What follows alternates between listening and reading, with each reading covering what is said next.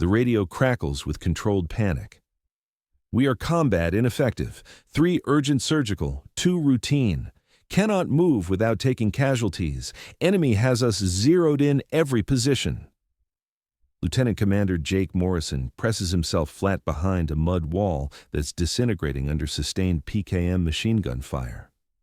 His SEAL team has been pinned in this Afghan compound for 40 minutes, ammunition running critical, casualties mounting, and the enemy keeps pouring in more fighters like they have got an endless supply. The QRF can't reach them. Enemy positions control every approach. Air support is 20 minutes out. They don't have 20 minutes. The sniper overwatching from the ridge went silent 10 minutes ago. Status unknown, probably dead. They're out of options and out of time. That's when Morrison hears something that doesn't fit the chaos. A different weapon signature. Not the sharp crack of AK-47s or the hammering of machine guns. This is rhythmic, measured, deliberate. A semi-automatic precision rifle firing in controlled cadence from somewhere high and distant, and with each report, an enemy position falls silent. The SEAL next to Morrison, Petty Officer Chen, risks a glance over the crumbling wall.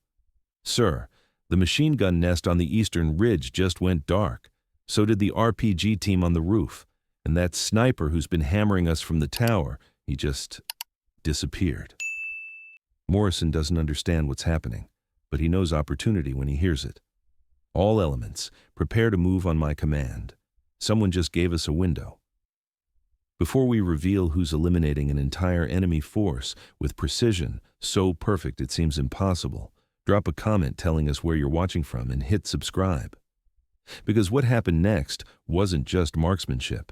It was a masterclass in how one shooter with the right weapon and absolute determination can change the outcome of a battle everyone thought was already lost.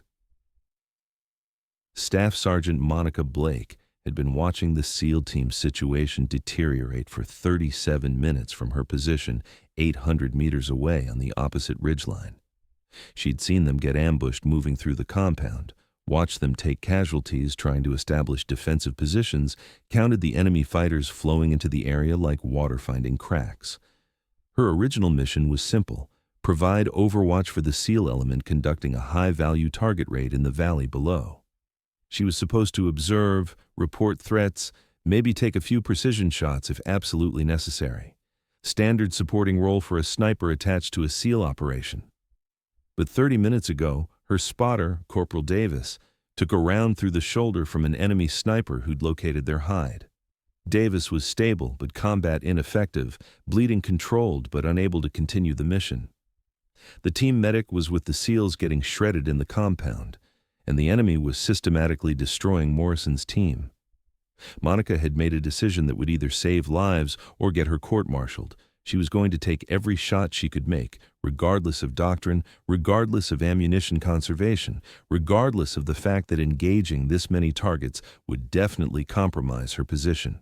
Her weapon was a SR-25 semi-automatic sniper rifle chambered in 7.62 by 51 mm NATO, not the bolt-action long-range precision rifle most snipers carried. The SR-25 traded some accuracy at extreme distance for the ability to fire rapidly, to engage multiple targets without working a bolt between shots, to maintain pressure on an enemy force. At 800 meters, it was well within the weapon's effective range, and Monica Blake was very, very good at putting rounds exactly where she wanted them. She'd already identified 32 enemy positions through her scope: machine gun nests, sniper hides, RPG teams, mortar crews, and fighting positions where enemy fighters were pouring fire into the trapped SEALs. 32 targets, 32 problems that needed solving immediately. Most snipers would pick the highest value targets, leaders, heavy weapons, direct threats, and engage methodically, conserving ammunition, maintaining concealment. Monica was about to do something different. She was going to work through every single target she could acquire as fast as she could shoot accurately, and she was going to keep shooting until either the enemy was destroyed or she ran out of ammunition. She checked her ammunition load: 8 20-round magazines, 160 rounds total. Against 30-plus enemy fighters, the math wasn't encouraging. But math had never been particularly good at accounting for skill, determination, and absolute refusal to watch good men die when she could do something about it. Monica settled behind her rifle, controlled her breathing, and began the work of systematic violence. The first target was a PKM machine gunner on the eastern ridge, 780 meters out. He was laying down sustained fire on the SEALs' position, keeping them pinned, preventing movement. Through her scope, Monica could see the brass casings ejecting in a steady stream as he poured rounds into the compound. She placed her crosshairs on his center mass, accounting for the slight breeze pushing right to left, calculated the holdover for distance, and pressed the trigger. The SR-25 barked once. Through the scope, she watched the machine gunner jerk backward, his weapon falling silent, the sustained fire that had been hammering Morrison's position suddenly gone. She didn't wait to confirm the kill. She was already transitioning to target 2, an RPG gunner on a rooftop 820 meters northeast, preparing to fire another rocket into the compound. Trigger press. The semi-automatic action cycled smoothly, the rifle settling back on target almost immediately. The RPG gunner dropped, his rocket launcher clattering unfired to the roof. Target 3, sniper in a window, 765 meters, partially concealed. She could only see his rifle barrel and part of his head. Difficult shot, but manageable. She fired. The enemy sniper disappeared from the window, his rifle falling into view, no longer aimed at the trapped SEALs. Morrison's voice crackled over the radio, confusion evident. "Unknown friendly element. If you're engaging enemy positions, please identify yourself." Monica didn't answer. She was too busy acquiring Target 4, a mortar crew setting up 850 meters away, positioning their tube to drop high explosive rounds directly into the compound. She engaged the gunner first, then the assistant gunner who tried to take over. 2 shots, 2 seconds apart, and the mortar was no longer a threat. Now the enemy was starting to react. They'd figured out they were taking fire from somewhere, but hadn't pinpointed her location yet. Fighters were moving to cover, becoming harder targets, but also reducing their effectiveness against the SEALs. Monica exploited their confusion. While they searched for her, she systematically removed their heavy weapons positions. Another machine gun nest, 2 shooters, 3 rounds total, including 1 follow-up shot. An RPG team relocating to better firing position, caught in the open, 3 targets, 5 rounds to ensure all 3 were down. Her rifle was getting hot from the sustained rate of fire. The SR-25 was designed for this kind of work, but she was pushing it hard, firing faster than normal doctrine called for. But normal doctrine didn't account for watching an entire SEAL team about to get overrun. She'd fired 32 rounds in 4 minutes. 16 enemy fighters were no longer combat effective. The pressure on Morrison's team was decreasing with each shot, and she could see them starting to consolidate, to move wounded to better cover, to prepare for extraction. But the enemy wasn't done. A new element was moving into position, 8 fighters with what looked like better training, better weapons, better tactical movement. They were flanking toward the compound from the north, using covered routes, moving in coordinated bounds, and they'd figured out the general direction the precision fire was coming from. Several of them broke off, starting to climb toward Monica's ridgeline, assault rifles ready. She had a choice: focus on the immediate threat to the SEALs or deal with the fighters closing on her position. She chose the SEALs. They had wounded. They couldn't move. She was mobile and could relocate if necessary. Monica engaged the flanking element with rapid precision. The lead fighter dropped at 790 meters. His partner dove for cover, but she caught him mid-movement. The third fighter made it behind a rock, but when he exposed himself to return fire, she was waiting with her crosshairs already positioned. The SR-25 was performing flawlessly despite the heat and sustained firing. Brass casings piled up around her position, each one representing an enemy fighter who was no longer threatening the men trapped below. But ammunition was becoming critical. She'd burned through 5 magazines, 100 rounds, 3 magazines left, 60 rounds, and there were still at least 10 to 12 enemy fighters actively engaging the SEALs, plus the unknown number climbing toward her position. Monica made another tactical decision. She couldn't save every round. She had to keep shooting as long as there were targets threatening Morrison's team.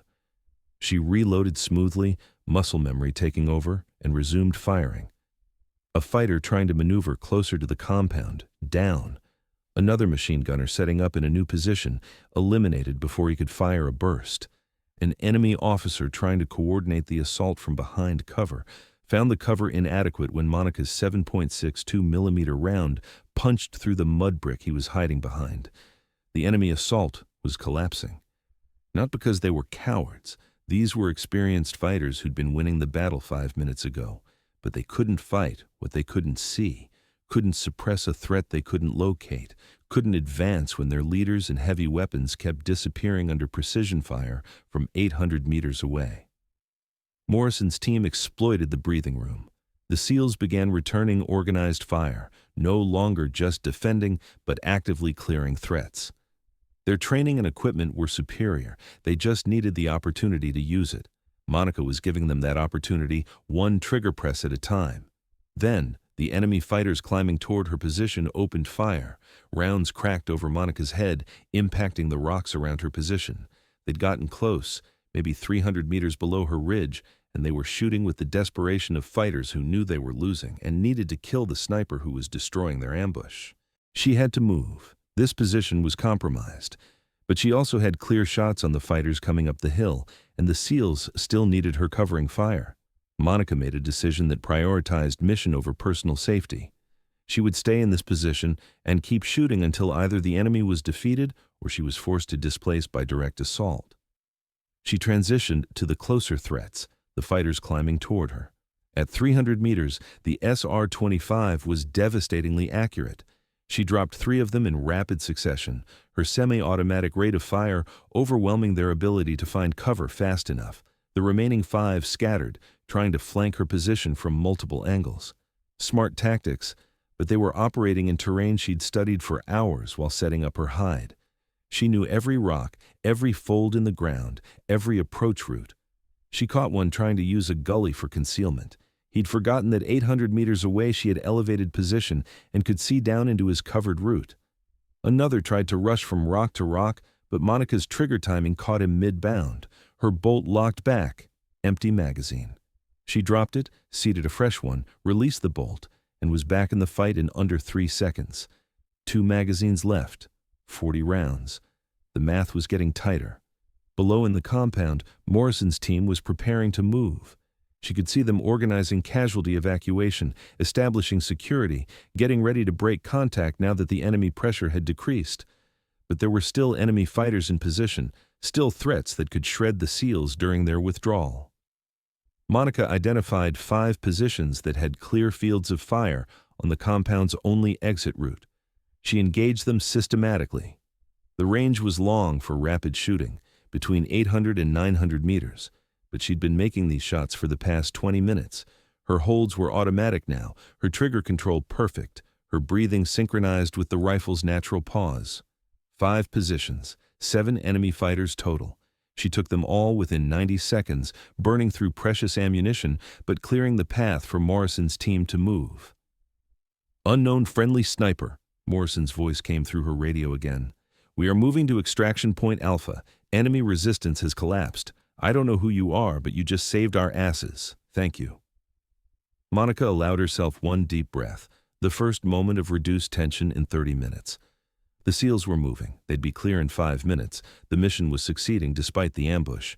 That's when she heard the distinctive sound of an RPG launch from somewhere behind her ridgeline. The enemy had gotten smart. While she'd been focused on the valley and the fighters climbing toward her position, another element had circled around, gotten above her, and now they had her dead to rights. The rocket-propelled grenade streaked toward her position. She had maybe 1 second to react. Monica threw herself sideways, abandoning her carefully constructed hide, scrambling behind a larger boulder as the RPG impacted exactly where she'd been lying 3 seconds earlier. The explosion showered her with rock fragments and concussive force that made her ears ring and her vision blur. She landed hard, rifle clutched to her chest, and immediately rolled to assess the threat. 3 fighters were moving down from the ridge above her. They'd flanked completely around, gotten the high ground, and now they had tactical advantage. But they'd made one mistake. They assumed the RPG had killed her. Monica came up behind the boulder with her SR-25 already shouldered. At 50 meters, the semi-automatic rifle was a devastating close-quarters weapon. She engaged all 3 fighters in under 4 seconds, close-range shooting where precision mattered less than speed and aggression. All 3 dropped. The closest one had been raising his AK-47 when Monica's round took him in the chest. His companions never got a shot off. Her magazine was empty again. Last mag, 20 rounds, and she could hear more voices. The enemy wasn't done. They were still hunting her, and her position was completely compromised. Monica made the hardest decision of the engagement. She had to displace immediately or risk being overrun. The SEALs were clear. They were moving to extraction. Her mission of protecting them was essentially complete. She could withdraw, evade the remaining enemy fighters, and survive. But as she started to move, her radio crackled again. Not Morrison this time. Different voice, younger, stressed. Any station, this is Rescue 6-1. We are inbound to extract Morrison's team, but we are taking heavy fire from enemy positions on the ridge. Multiple RPGs, at least 2 machine guns. We cannot land under this fire. Morrison's team has critically wounded who won't survive delay. We need immediate fire support on those positions or we abort. Monica looked down at the valley. She could see the helicopter approaching from the south, could see the muzzle flashes from enemy positions she hadn't yet engaged, fighters who'd stayed out of the battle in the compound, but were now targeting the extraction bird. She could see Morrison's team in the open, wounded men being carried, completely exposed if the helicopter couldn't land. 20 rounds left. Unknown number of enemy fighters targeting the helicopter.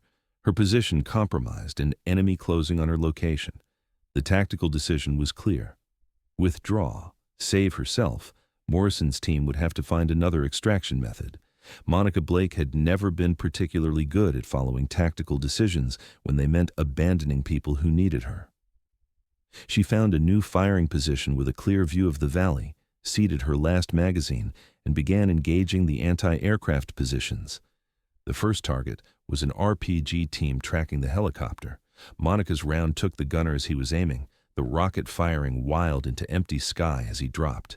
Second target, PKM machine gun position pouring tracer fire toward the approaching bird. She put 3 rounds into the position, gunner, assistant gunner, and ammunition bearer who tried to take over the weapon. The helicopter pilot's voice. Receiving effective fire support. Enemy position suppressing. We are going in. Monica kept shooting. Another RPG team. Eliminated. A group of fighters trying to maneuver for a better angle on the helicopter. She caught them in the open, dropping 2 and forcing the others to cover. Her rifle bolt locked back. Empty. 20 rounds fired in less than 60 seconds, 0 rounds remaining. She was out of ammunition, and enemy fighters were closing on her position from multiple directions. She could hear their voices, close enough that language didn't matter. The tone told her everything she needed to know. They were hunting her, and they were close. Monica abandoned her SR-25, too heavy to carry in an evasion scenario, and drew her sidearm. A Glock 19 with 3 magazines, 45 rounds total against unknown number of enemy fighters. Not great odds, but she'd worked with worse. She moved low and fast, using terrain and rocks for concealment, heading for an alternate extraction point she'd identified during her initial reconnaissance. The helicopter was landing in the valley. She could hear it over the gunfire, which meant Morrison's team was getting clear. Her job was done. Now she just had to survive. The first enemy fighter came around a rock outcropping 20 meters ahead. Monica's Glock barked twice, controlled pair, center mass, and he went down before he could bring his AK to bear. His partners heard the shots and started converging. Monica kept moving, shooting when she had to, evading when she could, using every bit of cover the terrain provided. She could hear the helicopter lifting off. Morrison's team was clear, relief mixed with the adrenaline dump of being hunted through hostile terrain. 2 more fighters appeared on the ridge above her. Monica engaged from behind cover, her pistol shots forcing them back, but not eliminating the threat. They knew where she was now, and they were coordinating. Her radio crackled, Morrison's voice. Unknown sniper, if you're still alive, we have extracted successfully. All wounded accounted for. Where are you? We can get the bird back for you. Monica keyed the radio while moving. Negative. LZ is too hot. I'm evading to alternate extraction point Bravo. I'll call when clear. Roger. Standing by, and whoever you are, You just killed at least 20 enemy fighters and saved 8 SEALs. We owe you. 23, actually, Monica thought. She'd been counting. She reached a position where the ridge dropped sharply into a wadi, a dried riverbed that would give her concealed movement away from the enemy concentration. It was a calculated risk. Descending into the wadi meant limiting her visibility, but it also meant the enemy would have difficulty tracking her. She slid down the rocky slope, controlling her descent, rocks skittering under her boots. Behind her, she could hear the enemy fighters shouting, coordinating their search. At the bottom of the wadi, Monica moved fast, weapon up, scanning for threats. The dried riverbed wound through the terrain for nearly a kilometer before opening into an area where helicopter extraction was feasible. She'd covered maybe 300 meters when figures appeared ahead, 3 fighters who'd anticipated her route and set up an ambush. They opened fire simultaneously. Rounds cracked past Monica's head as she dove for cover behind a boulder, returning fire as she moved. Her first shot hit one fighter in the leg, spinning him. Her second and third shots caught another in the chest. The third fighter had good cover and was shooting with disciplined precision. Rounds impacted around Monica's position, chips of rock stinging her face, the heavy crack of AK fire echoing through the narrow wadi. She was pinned. Limited ammunition, enemy behind her closing in, enemy ahead with her trapped between them. Monica checked her pistol, 1 magazine in the weapon, 2 spares remaining, maybe 30 rounds total. Not enough for a sustained firefight against multiple opponents. She keyed her radio. Morrison, I am pinned in wadi 500 meters north of compound. Multiple hostiles, ammunition critical. I need fire support or extraction, preferably both. Morrison's response was immediate. Roger, we are turning the bird around. Apache gunship is 60 seconds out. Can you mark your position? Monica pulled an IR strobe from her vest, an infrared beacon invisible to the naked eye, but clear as day through night vision or aircraft sensors. She activated it and placed it on a rock behind her position. Strobe is active. Enemy is north of my position, approximately 50 meters. Apache has visual on your strobe. They are engaging.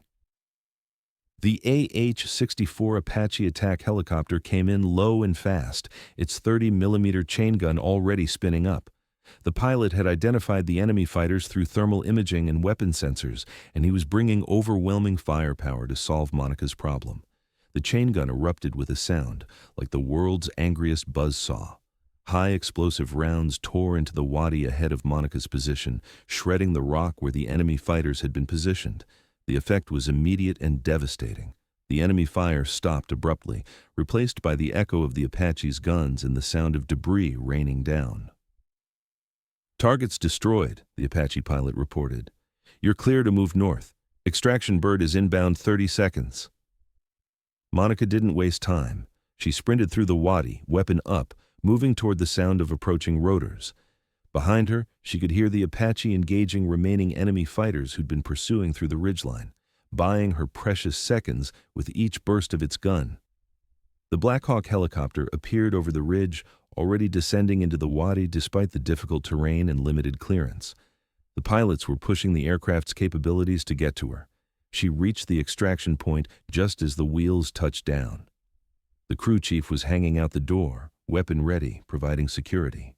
Morrison himself was there, reaching down to pull her aboard even as the helicopter was lifting off. Go, go, go! The pilot shouted, pulling collective and increasing power. The Black Hawk clawed for altitude, rising out of the wadi while the Apache continued to suppress enemy positions. Monica collapsed onto the deck, breathing hard, adrenaline finally catching up with her. Morrison was staring at her with an expression somewhere between disbelief and profound respect.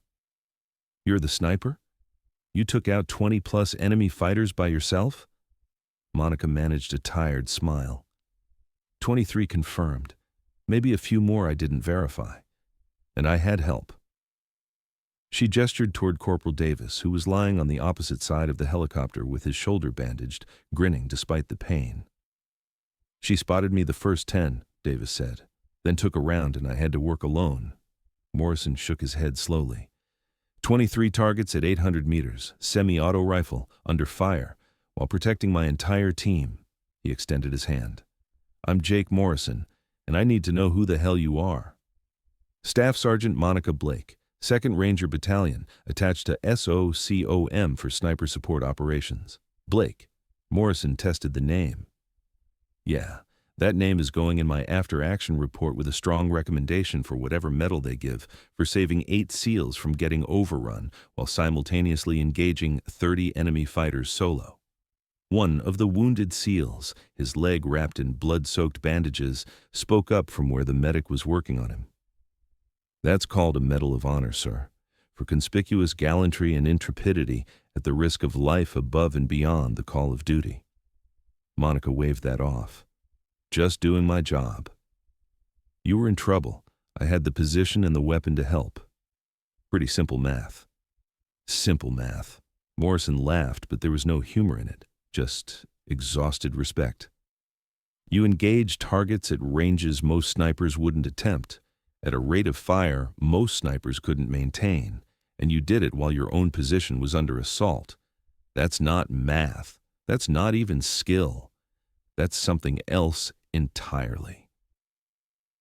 The helicopter banked toward the forward operating base, the Apache escorting them. The crisis passed. Below, the battlefield was quiet. Enemy fighters scattered or dead, the compound abandoned, the ambush that should have destroyed a SEAL team, instead destroyed by one shooter with a semi-automatic rifle and absolute refusal to accept defeat. The after-action review happened 3 days later in a secure briefing room at Bagram Airfield. Monica sat at a conference table with Morrison, his team, several officers from JSOC, and a colonel from Army Special Operations Command she didn't recognize. The tactical map on the wall showed the engagement area with red dots marking each enemy position Monica had engaged. 23 confirmed kills.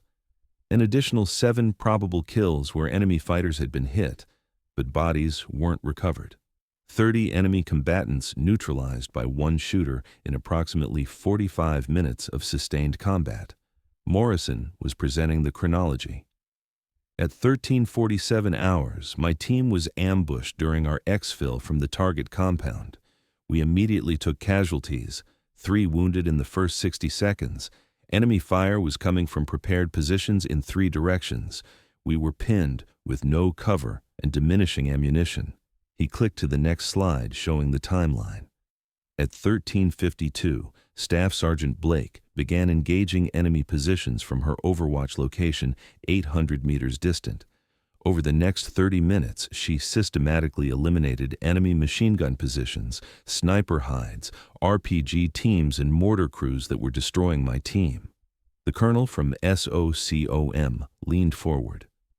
Staff Sergeant Blake, your official role was observation and limited precision fire support.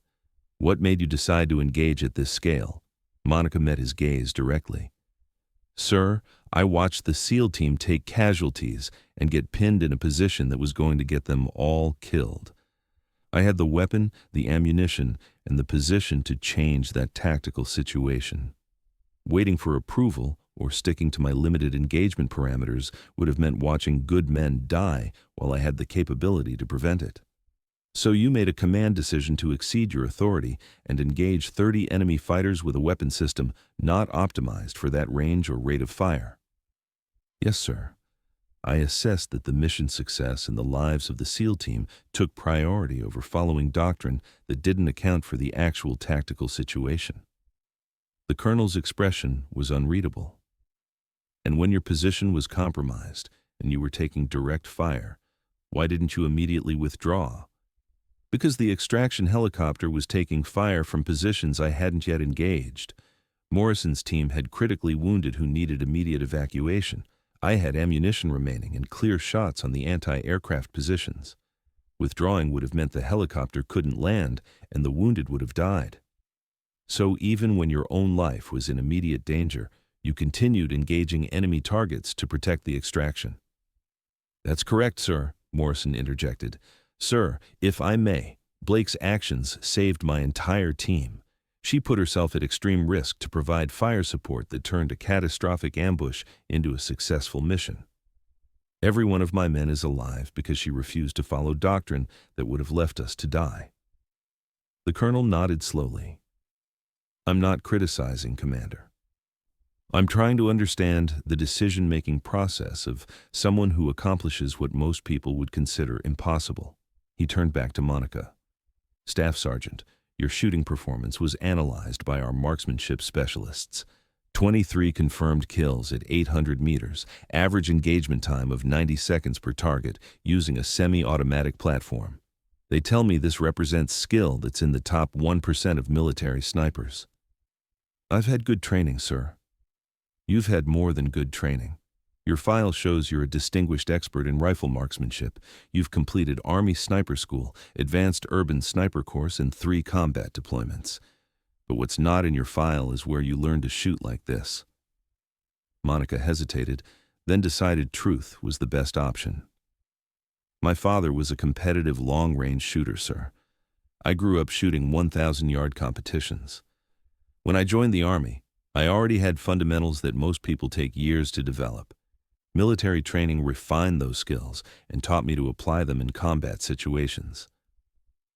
And the decision-making? The ability to stay calm while engaging multiple targets under fire while your own position is being attacked? That's just training and experience, sir. You drill enough scenarios, practice enough stress shoots, deploy enough times. Eventually, you develop the ability to compartmentalize the fear and focus on the technical problem. Each target was just a problem that needed solving. I solved them in order of priority. The room was quiet for a moment. Then the colonel stood. Staff Sergeant Blake, I want to thank you for your service and your exceptional performance under circumstances that would have broken most soldiers. Your actions saved American lives and destroyed an enemy force that had been operating successfully in that area for months. He pulled a folder from his briefcase. I'm also here to offer you an opportunity. JSOC is developing a specialized unit that combines intelligence collection with direct action capabilities. We need personnel who can operate independently, make command decisions in fluid situations, and accomplish missions that conventional doctrine doesn't cover. Your performance in this engagement suggests you're exactly the kind of operator we're looking for. Monica glanced at Morrison, who was watching with interest. What kind of unit, sir? The kind that doesn't officially exist. The kind that works problems other people can't solve. The kind that needs people who think like you do. Mission first, doctrine second, results always. He slid the folder across the table. Read this when you have privacy. If you're interested, there's a phone number. The training is brutal, the missions are dangerous, and you'll never be able to talk about what you do. But you'll be working with the best, and you'll be making a difference in ways conventional forces can't. After the colonel left, Morrison approached Monica with a grin. So you're a secret badass who just happens to be assigned to boring observation missions? I'm a sniper who got attached to SEAL operations because someone thought I could contribute. Turns out they were right. Blake, you didn't just contribute. You saved my entire team while fighting off 30 enemy combatants by yourself. The guys are calling you the gunfighter now. They want to know when you're available for more operations. Monica smiled. Tell them I'm considering a career change, but I appreciate the respect. You've earned more than respect. You've earned a place in SEAL team history as the Army sniper who refuses to quit no matter how bad the odds. Morrison extended his hand. If you ever need anything, and I mean anything, you call me. My team owes you our lives. That's a debt we don't forget. 6 months later, Monica Blake was running through an obstacle course designed to break candidates who didn't have the right combination of intelligence, physical capability, and psychological resilience. She was one of 2 women in a class of 30, and the only candidate who'd been recruited specifically because she'd accomplished something the selection cadre considered tactically impossible. The instructor watching her complete a precision shooting evolution under stress made a note in his evaluation book. Blake. Exceptional skills confirmed. Recommended for advanced placement. Candidate has already proven she can accomplish the impossible when it matters. Just needs to learn our specific methodologies. Years later, when instructors taught advanced precision marksmanship, they used the case study of Staff Sergeant Monica Blake, who engaged 23 enemy fighters at 800 meters in 45 minutes using a semi-automatic rifle while her own position was under assault. The lesson wasn't about the technical aspects of long-range shooting, though those were impressive. The lesson was about making the hard choice to act when conventional wisdom said to wait, about refusing to accept defeat when accepting would be easier, about understanding that sometimes one person with the right skills and absolute determination can change the outcome of a battle everyone else has already written off as lost. And most importantly, about the reality that the most dangerous operator in the fight might be the one everyone underestimated right up until she started dropping enemy targets at ranges they didn't think were possible while under fire from multiple directions. Because Staff Sergeant Monica Blake proved something that day on that Afghan ridgeline. When someone's life depends on you, impossible becomes irrelevant. You find the skill, you take the shot, and you keep shooting until either the threat is destroyed or you're out of ammunition. And sometimes, 20 rounds is exactly enough to change everything. Thank you for watching. Subscribe to hear more powerful stories of brave women in uniform.